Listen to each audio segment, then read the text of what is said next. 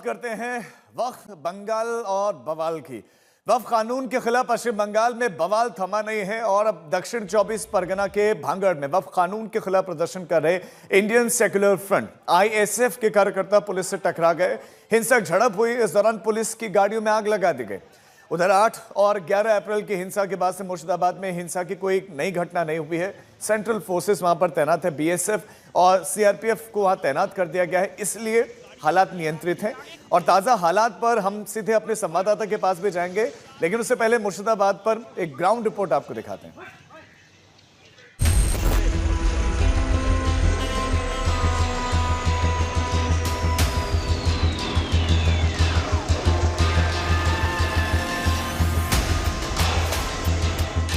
पश्चिम बंगाल के मुर्शिदाबाद में सन्नाटा पसरा है। सड़कों पर आम लोग कम, पुलिस और सुरक्षा बल के जवान ज्यादा नजर आ रहे हैं।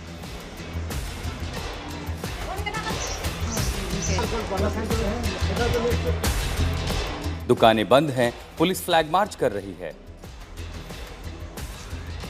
वक्फ कानून के खिलाफ प्रदर्शन के दौरान 8 अप्रैल और 11 अप्रैल को भड़की हिंसा के बाद मुर्शिदाबाद का यही सूरत हाल है। पूरा इलाका BSF और CRPF के हवाले है। इस वक्त धुलियान इलाके में भारी संख्या में सेंट्रल फोर्सेस की तैनाती हो चुकी है। यहाँ पर BSF की टीमें लगातार गश्त लगा रही हैं।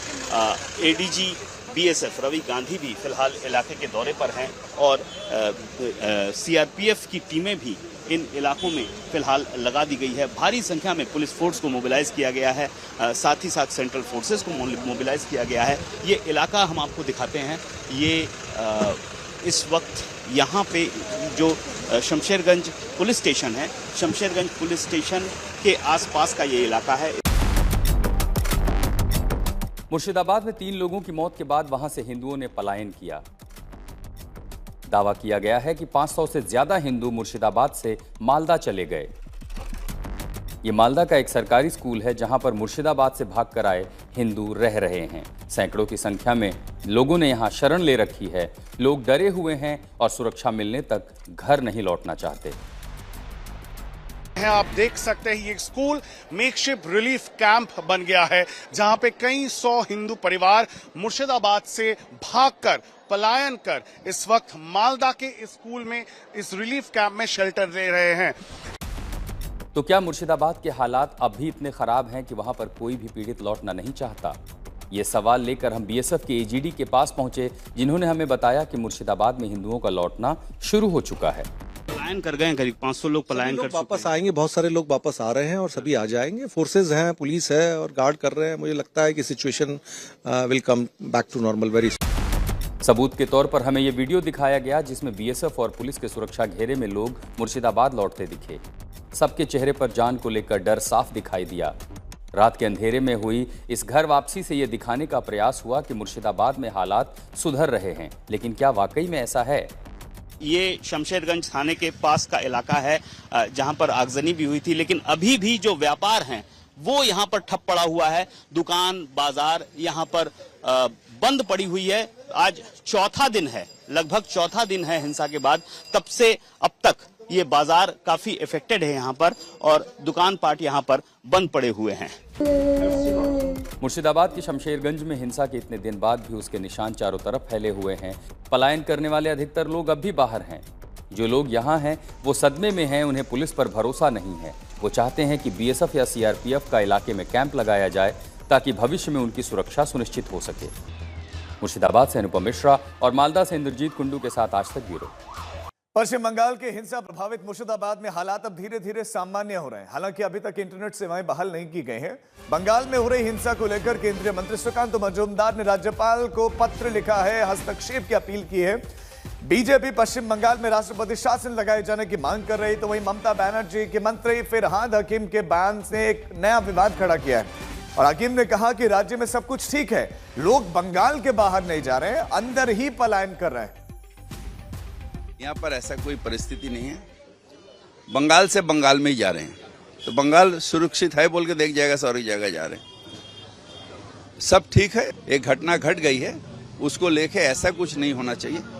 वो घटना ऐसा, इससे बहुत बड़ा घटना यूपी पे इसमें गुजरात में घटी थी, उसके बाद भी लोगों चुप था। आज ऐसा क्या घटना जो हुआ निंदनीय है, निंदनीय है। जो भी किया वो निंदनीय किया।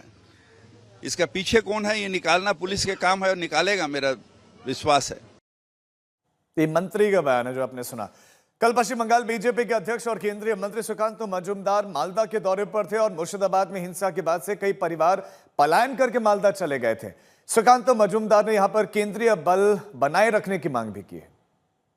सिचुएशन बहुत ही टेंस है, बहुत ही खराब है। अभी भी केंद्रीय वाहिनी को बहुत दिनों तक यहाँ पे रखने से ही कुछ अच्छा हो सकता है, इससे अच्छा नहीं तो अभी परिस्थिति ऐसा नहीं है कि केंद्रीय वाहिनी को यहाँ से हटाया जाए।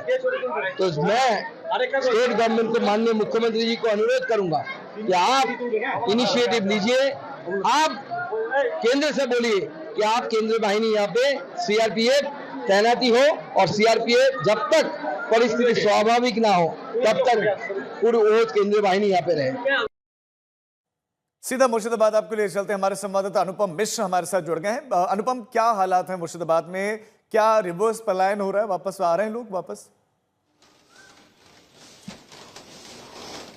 जी देखिए राजीव, मुर्शिदाबाद में एक तनावपूर्ण शांति अभी बहाल होकर रखी है। पिछले 2-3 दिनों से हिंसा की नई वारदात नहीं हुई है। लोग अभी भी लेकिन असुरक्षा का जो भाव है वो उनमें भरा हुआ है। कुछ लोगों की वापसी जरूर हुई है, लेकिन लोगों का जो कंसर्न है वहां पर वो ये है कि ये कब तक सुरक्षित रह पाएंगे, क्योंकि जब तक बीएसएफ या सीआरपीएफ के जवान हैं तब तक तो शायद कुछ ना हो, लेकिन इसके बाद क्या होगा, ये एक भावना धारणा लोगों के मन में बनी हुई है और बहुत ज्यादा भीतर तक गहरे पैठ बना चुकी है। तो इस चीज को वहां से निकालना होगा, ये भरोसा लोगों में दिलाना होगा कि यार चाहे पुलिस रहे न रहे, चाहे बीएसएफ रहे न रहे, यहाँ कुछ नहीं होगा। और इसके लिए एक राजनीतिक विल पावर की जरूरत है, जो फिलहाल बड़ी मुश्किल से देखने को मिल रही है। हमने फोर्सेस से भी बात की, फोर्सेस के अधिकारियों से भी बात की, तो स्थिति सामान्य हो रही है, लेकिन पूरी तरह से सामान्य होने में अभी काफी समय लगेगा। और सबसे बड़ी बात है कि जो भरोसा कायम करने की जरूरत है उसमें भी अभी काफी समय लगेगा। बहुत शुक्रिया अनुपम आपका इस तमाम जानकारी के लिए। कहीं ना कहीं पुलिस को एक बार फिर से ऐसा काम करना चाहिए कि लोगों का भरोसा वापस लौटे। इधर वफ कानून के खिलाफ प्रदर्शन और हिंसा के बीच में मुख्यमंत्री ममता बनर्जी ने अपनी चुप्पी तोड़ी है और प्रतिक्रिया दी है। लोगों से कानून हाथ में ना लेने की भी अपील की है। एक कार्यक्रम के दौरान ममता ने बीजेपी पर निशाना साधा। ममता ने इशारों में कहा कि बंगाल में लोगों को उकसाने की कोशिश की जा रही है। সবাইকে বলবো, শান্তিপূর্ণভাবে গণতান্ত্রিক আন্দোলন করার অধিকার সকলের আছে উইথ পারমিশন, বাট প্লিজ দয়া করে সে যেই হোক, ABCDEFG যেই বা হোক, আইন কখনো হাতে তুলে নেবেন না। আইনের জন্য তো আইনের রক্ষক আছে, আইনের ভক্ষক তো দরকার নেই। তাই আপনাদের অনুরোধ করব, কেউ কেউ প্ররোচনা দেবে কোনো ব্যাপারে, কিন্তু প্ররোচিত হবেন না। প্ররোচনার সময় যে মাথা ঠান্ডা রাখে সেই তো আসল জয় করে, তাই তো আসল জয় হয়।